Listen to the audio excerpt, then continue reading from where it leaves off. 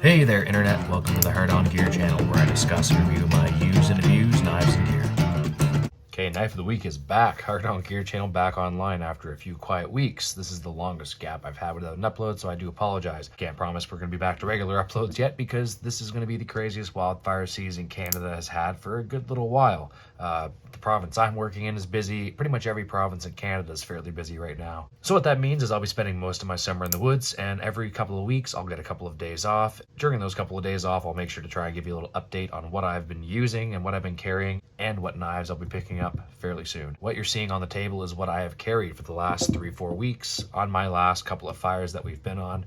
So the K-bar, large heavy bowie, is kind of in the main chopper, and my big bushcraft fixed blade and bear defense tool, if it were ever to come to that. That knife I've kept on my my work belt with a large first aid kit, tourniquet, fanny pack with all kinds of like flagging tape, electrical tape, that kind of stuff. And strangler pouch, nozzle, all the tools of the trade. This definitely is a heavy belt, and this knife doesn't make it much lighter. I will eventually be replacing this with the SE Hungless. I do believe will be my next big knife purchase. Montana Knife Company Speakout's calling my name too, so that's going to be happening very soon. Oh, and hey there, viewers of the Hog channel. If you wouldn't mind, if you're enjoying this content, go ahead and click the like button, as it helps the channel out and gets this video out to more knife enthusiasts. My main folder that stayed in my pocket, no matter what I was wearing, was the, very gunked up, needs to be oiled, the Paramilitary 2 from Spyderco. I think carrying an all black knife, especially when walking through all black terrain, is kind of a bad idea on my part, and I've done it a few times over. I should be throwing a little flagging tape like I used to on this guy in the lanyard hole there, and it probably wouldn't hurt for me to throw something orange on the Tor Anaconda, because the Alti clip is awesome, but I may have had this fall off my belt once, and good thing we're walking the same hose lines and all that. My crew members found it. Yeah, don't really like that, and that's not to say anything bad about the Tor Anaconda or the Alti clip. It's just what we're doing sometimes when we're carrying like multiple bags of hose and random lengths and melons and just all kinds of stuff that's dangling off you when you're sweating and dragging through the woods. I do put my gear to the test, and I do often run the risk of having something fall off and get lost. Definitely going to pop a little bit of orange on these black knives, and not going to carry this one on me on my next trip. Although it held up really well. Nothing bad to say about the Paramilitary 2. Have I touched this thing back up since?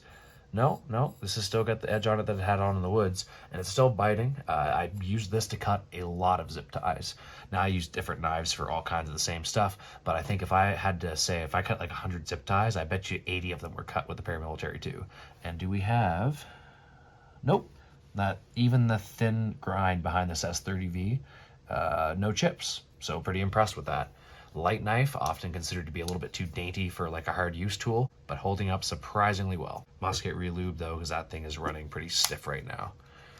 Lots of dirt and debris and ash and chunks of wood and bark and all that stuff getting into the open parts of these knives. Something that I realized a long time ago. Carried my Recon 1 for years, and the triad lock would actually get to the point where it wouldn't fully engage sometimes, and it would stay partially open like that. Now it still seems to be locked, but you don't really want to play around with that. So awesome lock of the triad system, or the triad lock by Cold Steel. But in the bush, when you have a bunch of needles and bark and debris from trees and all this other stuff flying around, this stuff does really get put to the test, and I found certain knives handle it better than others. The knife that I think I'll be bringing instead this next couple of weeks for the fire is going to be the Manix 2 Lightweight, and the first time that this thing has seen use on the Fireline, because I've only had it for about a year or less now. But this is going to be a beauty. I know the ball bearing lock on my original Manix 2 held up just fine when I used it for a couple of weeks in the woods. So same knife design, same ball bearing lock, just half the weight in the Manix 2 Lightweight. Leatherman Signal, there's actually a couple more guys, one guy on my crew, and then another fellow on the base who's got a Leatherman Signal. So 3 of them, and a few SEs and lots of sweet knives that I'll get to showcase in a few overview videos coming up whenever we get some freaking free time. But as you can see, the ferro rod has started to corrode a little bit, so I'll have to scrape some of that off and put some oil on it to try and preserve it. These do corrode, if you will. What do they say? Ferro rod rot, I think is the term, but it's just corrosion. So that, bit of an issue if you plan on keeping this long term. This is going to get wet in a wildfire setting, because we're always dealing with hose, or just in a wet swamp where it rains on us, which it does every now and then. But I use this for plenty of odd things. If there was, say, like a rope that got tied too tight, sometimes this was just a lot easier than, or the easiest way to get the knot free, just pulling it with the pliers. The can opener got used a couple of times, as it normally does on these trips. And of course the saw, used to zip off a couple of small stumps whenever the Silky Pocket Boy which I'll have to bring out, wasn't handy or wasn't on my belt because, yeah, I almost forgot, in that fanny pack amongst the tape and electrical tape and all that stuff is, a very dirty Silky, and I'm gonna have to clean this table off afterwards because there's still tons of debris in this stuff. Yeah, this was used a lot for cleaning up camp and cleaning up the odd stump that you find, or maybe something on trail that's in the way during the hose lay. Now, after a couple of years, this thing's teeth are starting to lose a little bit of their edge. Oh, what a mess. And a little bit of rust there, but yeah, definitely getting to the point where I'm thinking about maybe replacing this guy. It'll be good to know what the new one cuts like compared to this one, which is starting to be a little more worn down. What a freaking mess. You guys have no idea. If you've never done stuff in the woods like this, where you just have like chainsaws all around and hose, the 1.5-inch hose we use chews up the ground pretty damn good. There's just shit flying everywhere and you just get filthy. Okay, Tor Anaconda, like I mentioned, I did kind of have it slip off my belt once towards the end of the trip, but he wasn't too far behind me and he did find it, so no big deal there. But this thing is a favorite of both mine and most of my coworkers. Actually, one of the guys on my crew is got a Tor on his way shortly, the Tor Viper. Have another Tor to do a little overview video on pretty soon. So these two knives I didn't really use too much. I carried the Azula 2 on me just to see if I'd find a purpose for it on a backpack strap, or if I ended up in like just jeans and a t-shirt one day, maybe I'd throw it on my belt. Overall, this was just an extra few ounces in my bag that I didn't really need. I threw it on my radio harness a couple of times, but when I took it off, it was sliding around, and at one point one of my crew members grabbed it off my back. Not having positive control on your freaking tools and stuff's not always great, so yeah, I'm gonna probably leave the Azula 2 behind, which is always sort of a weird feeling for me because this thing has got so much use and I love it so. But if I'm gonna carry these big bad boys around, I really don't need this guy on me. And the Moore Companion I just kept in my backpack as a spare little blade, and I just kept kind of touching it up. This is one that I've had on fires for a couple of years. It's still holding strong, although of course a little bit rusted and the tip's messed up because I keep throwing it at trees because it's cheap and it throws well. Didn't really get used on the Fireline. What did get used on the Fireline, and what is my freaking knife of the week this week? The Glock field knife OEM. What a stud. This thing was well, abused and used in many ways that it shouldn't have been. I may have threw it at many trees, and it may have bounced off a few rocks. I already straightened the tip out once. We'll do it again and see how long that holds up before I have myself a broken tip situation. But I've not been easy on this knife. I've used it for cutting up Fireline and doing a couple of different things that you'd normally use shovels and picks for, but figured what the heck, this thing is meant to be a bayonet and an entrenching tool for the Styrog rifle. Why not see how well it does with entrenching and digging up roots and cutting things? So the saw really impressed me. I expected this to do a lot less. It's not really meant for greenwood and it won't do a great job at it, but for smaller stems, it can definitely get through enough that you can bend them over and snap them, as well as roots in the ground. It does exactly what it's meant to for roots, which is rip and tear them away, and then you can lift the ground or dig your hole or whatever you're doing. But super light. The sheath is really nice. Even though it's not a dangler, this thing really isn't in the way too much. My fanny pack was actually kind of slipping in between this and the handle, and putting a lot of pressure on this. It did sort of bend it open a little bit, but I don't mind it because it actually makes the handle more accessible for me to be able to reach and pop it out like that. And I could maybe stick a little orange flagging through the lanyard holes just for the sake of, in case I lost it. Most of my stuff is black or flat earth or some kind of an earth tone color, which does not really go well when you drop it in the forest. But I really dig this thing. It's a long enough blade for me to do almost anything with. It actually chops surprisingly well. There's not a lot of weight behind it, but it is a thick, sturdy blade, and chopping small limbs in that actually comes pretty easy, especially if you choke up a little bit on the pommel. Give it a little whack and the branches do tend to fly right off. Very comfortable in the hand, no real hot spots to complain about.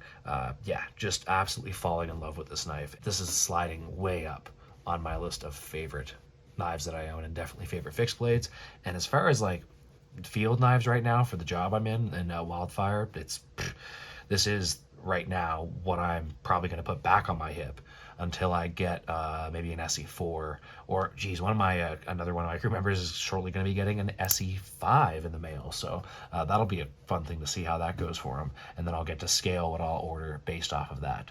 But the Glock field knife is the knife of the week this week. Gave you a little bit more of a long, detailed one as we've been behind, so hopefully that makes up for a little bit of the gap in content. Stick with me, folks, as I promise there will be lots of fun content to come from all this summer's experience. Lots of knife reviews that I'll be able to give you really legit reviews on, and hopefully with some of the footage I'll pick up, you'll understand when I tell you that if I can make these knives last, if the sheaths hold up and these things don't go flying off my body the way I run around, you're probably pretty damn good to go. Now, one last thing I'll mention, the sheath for the large heavy bowie by K.O.T.W.